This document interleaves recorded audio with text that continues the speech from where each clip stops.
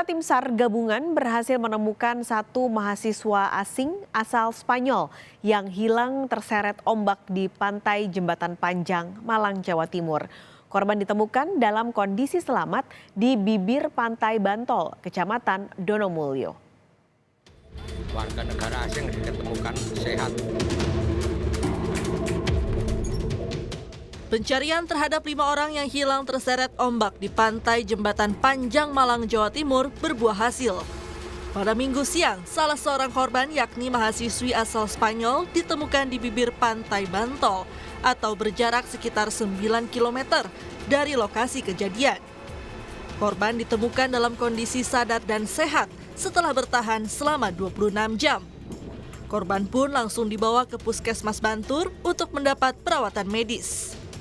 Kondisinya sadar sepenuhnya, mungkin ada sedikit luka di bagian kakinya, ya mungkin hanya lecet atau apa, dia merasa nyeri di bagian kakinya. Untuk penemuannya tadi tim SAR gabungan menemukan di Pantai Bantol, kurang lebih jaraknya dari LKK itu kurang lebih 9 km dari sini. Dari titik kejadian ya.